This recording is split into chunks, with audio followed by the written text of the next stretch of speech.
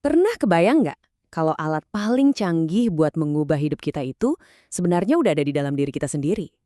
Hari ini kita bakal bongkar tuntas soal hipnosis diri. Coba deh pikirin, ada nggak sih kebiasaan yang pengen banget diubah? Atau mungkin ada target yang rasanya kok jauh banget? Pasti ada kan, kita semua punya itu.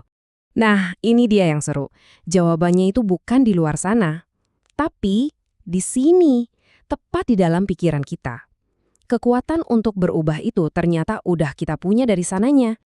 Oke, jadi begini perjalanan kita. Pertama, kita bakal bongkar kekuatan tersembunyi pikiran kita. Terus kita cari tahu apa itu hipnosis diri. Nah, setelah itu baru kita praktek lewat panduan langkah demi langkah. Lanjut ke cara membuka potensi diri. Dan terakhir, saya kasih beberapa kiat biar hasilnya maksimal. Oke, kita mulai dari yang paling dasar dulu ya. Apa sih sebenarnya hipnosis diri itu?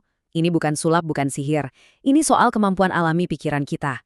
Ini bukan tentang hilang kendali, tapi justru sebaliknya, tentang mengambil kendali. Nah, kuncinya di sini.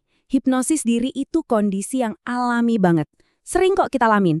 Misalnya pas lagi asyik banget nonton film atau baca buku, dipanggil orang nggak denger. Itu dia, itu kondisi fokus yang super tinggi, di mana pikiran kita yang suka ngejudge itu lagi santai. Makanya kita jadi lebih gampang nerima ide-ide baru. Terus bedanya sama meditasi apa dong? Mirip tapi tak sama. Kalau meditasi, kita kayak jadi penonton. Kita cuma ngamatin pikiran yang lalu lalang tanpa ngejudge. Tujuannya biar sadar. Nah, kalau hipnosis, kita lebih aktif. Kita bukan cuma nonton, kita jadi sutradaranya. Kita sengaja masukin skrip atau sugesti baru buat mencapai tujuan tertentu. Nah, ini dia bagian yang paling seru. Gimana caranya? Tenang, ini gampang banget. Dan semua orang pasti bisa. Prosesnya itu simple, cuma ada 4 langkah utama. Kita mulai dari persiapan, terus masuk ke tahap induksi dan pendalaman biar rileks banget, lanjut ke pemrograman di mana kita masukin perintah baru, dan terakhir, kita mengakhiri sesi dengan segar. Persiapannya simple tapi krusial banget.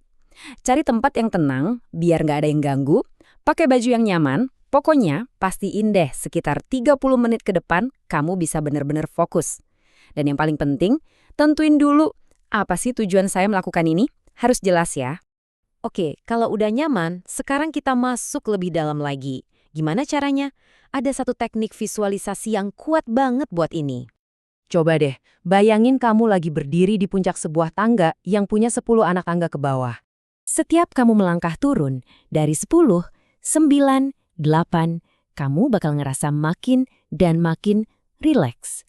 Rasain aja setiap ketegangan di tubuh kamu mulai lepas satu persatu.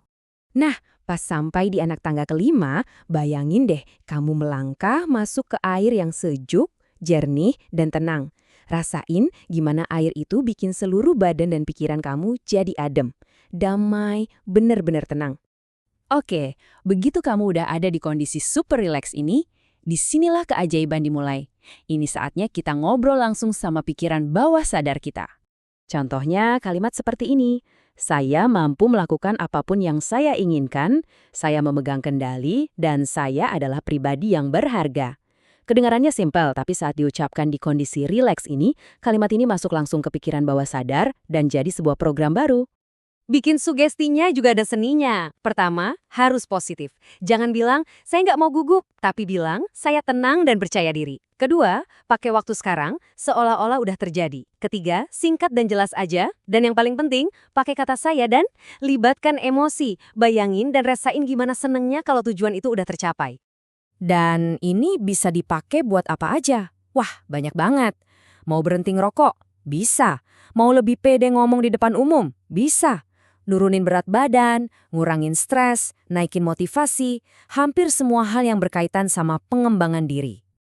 Dan ini bukan omong kosong loh, ada penelitian yang nunjukin kalau hipnosis diri bisa ningkatin motivasi kerja sampai, 58,63%. Itu angka yang gede banget kan? Penelitian lain juga mengkonfirmasi hal ini. Mereka meneliti orang-orang dengan pekerjaan yang stresnya tinggi, kayak perawat. Dan hasilnya, hipnosis diri terbukti jadi cara yang cepat, murah, dan aman buat ngelola stres. Jadi ini beneran ada dasar ilmiahnya. Oke, sekarang kamu udah tahu teorinya. Tapi kadang pas praktek kok rasanya beda ya? Nah, di bagian ini kita bahas tips-tipsnya biar berhasil. Pasti banyak yang nanya gini nih, udah coba kok rasanya biasa aja ya, nggak ada yang terjadi? Ini wajar banget. Banyak yang salah kaprah, ngira hipnosis itu pingsan atau nggak sadar. Padahal bukan. Hipnosis itu justru kondisi kesadaran yang super fokus. Jadi, gimana biar berhasil? Pertama, percaya sama prosesnya. Jangan terlalu maksa, biarin aja rileksnya datang sendiri. Terus, pakai imajinasi dan emosi kamu. Dan yang paling penting, konsisten. Anggap aja ini lagi ngelatih otot di gym. Pikiran kita juga butuh latihan rutin biar makin kuat. Ingat ya, ini tuh kayak belajar naik sepeda. Awalnya mungkin goyang-goyang, tapi makin sering latihan, makin gampang, makin alami. Ini adalah sebuah skill yang bisa kamu kuasai seiring berjalannya waktu. Jadi sekarang kuncinya udah ada di tangan kamu. Kamu punya akses langsung ke ruang kontrol pikiran kamu sendiri. Pertanyaannya bukan lagi, bisa nggak ya saya berubah, tapi potensi luar biasa apa yang mau kamu buka pertama kali.